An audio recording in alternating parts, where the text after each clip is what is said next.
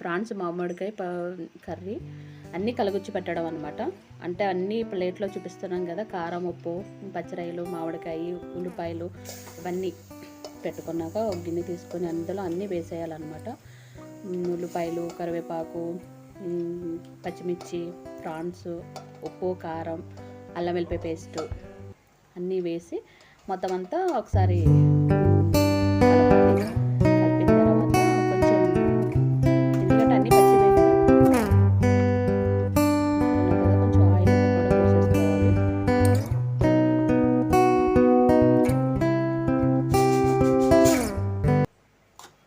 అన్నీ ఒకసారి మిక్స్ చేసుకున్నాక అన్నీ పచ్చి పచ్చిగానే వేసేస్తాము. వేసేసి కొంచెం ఆయిల్, కారం, పచ్చిమిరపకాయలు, కరివేపాకు అన్నీ వేసి అప్పుడు స్టవ్ మీద పెట్టుకొని సిమ్లో పెట్టుకోవాలి.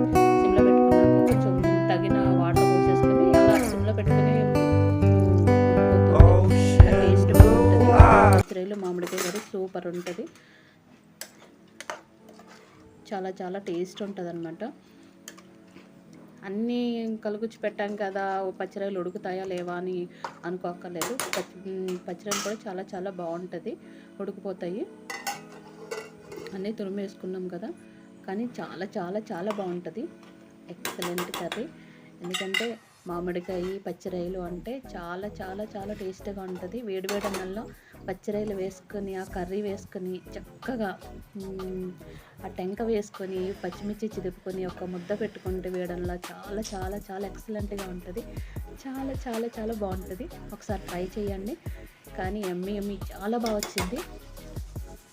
మా ఇంట్లో మా వారికి చాలా ఇష్టం ఈ మామిడికాయ పచ్చిరాయలు, ఇష్టంగా తింటారు. చాలా బాగుంటుంది. వేడివేడి అన్నంలో కొంచెం వేసుకొని చూడండి, చాలా చాలా ఎమ్మీగా చాలా బాగా వచ్చింది. కానీ ఆయిల్ మాత్రం తక్కువ వేస్తాను నేను. ఆయిల్ లేకుండానే తక్కువ